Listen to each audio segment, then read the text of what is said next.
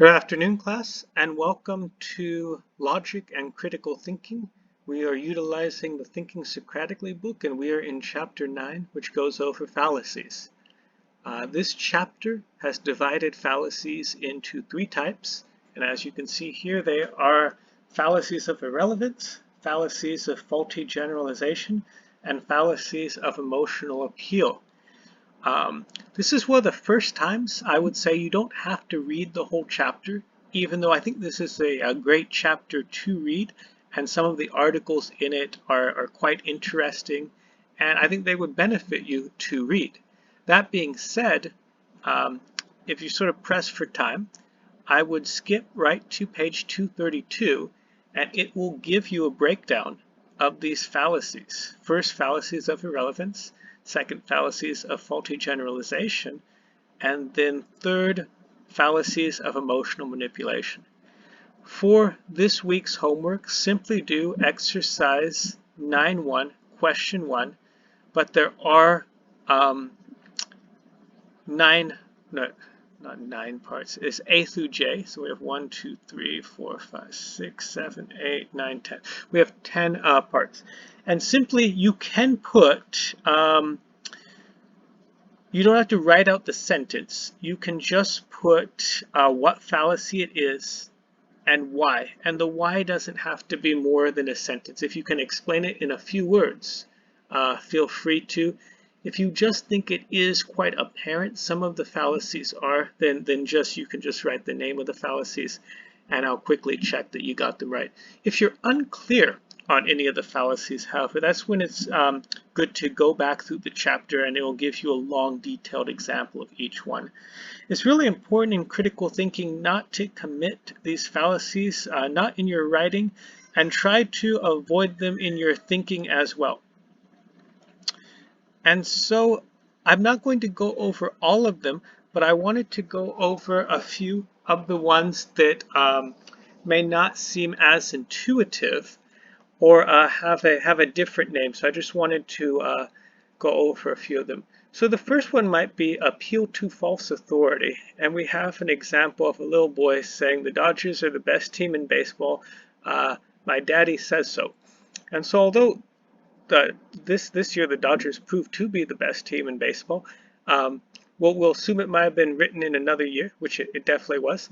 And here the false authority is the father is an authority figure to the child in that the father is the parent.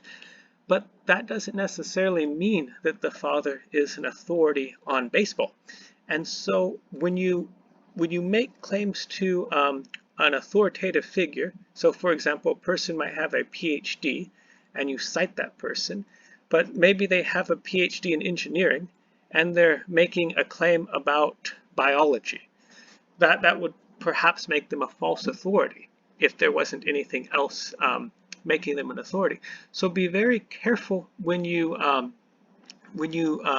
use authoritative information that it is actually authoritative information and not false. Another thing, and I think, another fallacy, and this one I think is more common, is the slippery slope. Now that I've opened this bag of potato chips, I might as well finish it.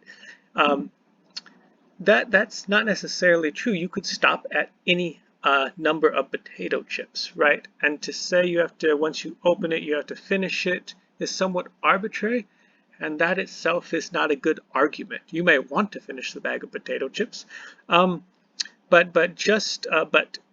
it is quite clear that you could just open a bag of potato chips and eat one and then leave it. Just like many arguments with, say, things like policies or things like that, we could hypothetically just stop at a certain point, and just because we commit one action doesn't mean we'd have to commit a variety of more extreme actions. That itself requires argument. The fact that it's a possibility is in itself an argument. A similar thing with a false dichotomy. Someone might say, if you're not for me, then you're against me. No, you could have a neutral stance. There could be a variety of other positions. A false dichotomy would be a false division in which there's no way that one part of the division can be a part of the other. Red herring, and this means a distraction from the actual issue. So it says, don't vote for that candidate for president. The president is commander-in-chief of the armed forces, and this man was never in the military. Now, being or not being in the military may have relevance to being the president, but that's a different argument, right? You can't simply say that to distract from the larger issue, which is the larger issue is the holistic qualifications of the candidate, not a particular issue. If you want to make it a particular issue, that requires further argumentation, but it can't be the argument in and of itself. And then begging the question, and be sure this is fairly common. Student A, I'm sick. Student B, what's wrong with you? Student A, I don't feel good.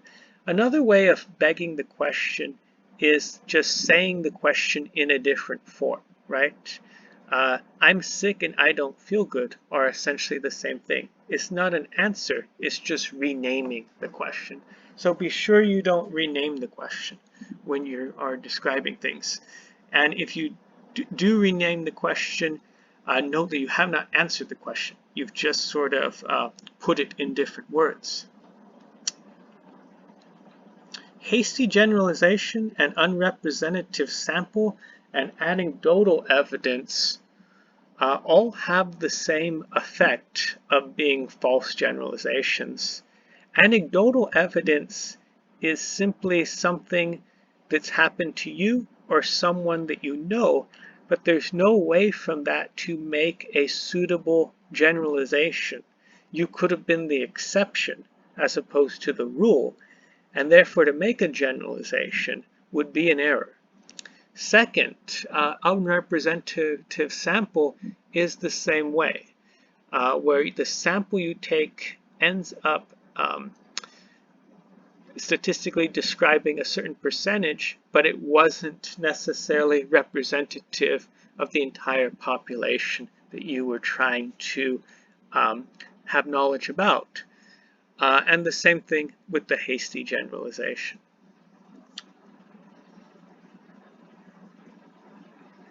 Definitional fallacy, watch out for that too.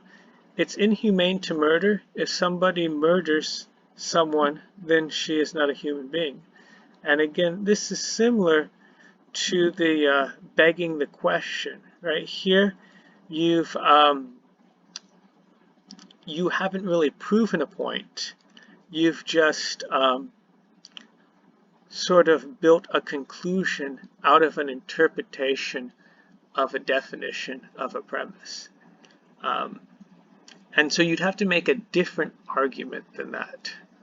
You would have to say something like, this is why I believe that if you murder someone, you are not human, and this is what I mean by not human, particularly, and in one sense they are human, but so you'd have to reorganize and restate what you mean by these definitions, not just use definitions to make your point, because you're not adding anything by the definitions that are already in use.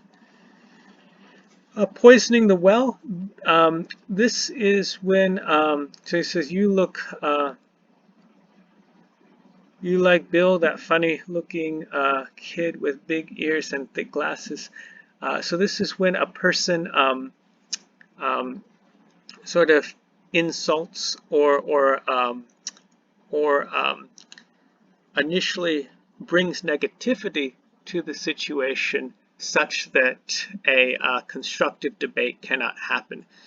So for example, if these people were wanting to have a productive discussion on whether this person liked Bill or not, they wouldn't start off by insulting him to the other person, but they would just ask pertinent questions.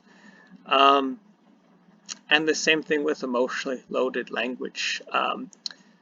Although that can help to be compelling, it should not be the only reasoning behind an argument. Although it can definitely help if the language conveys the feelings behind why one feels an argument is best.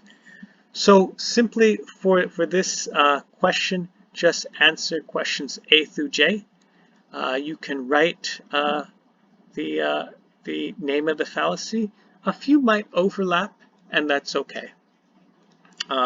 Particularly with the generalizations, they can overlap.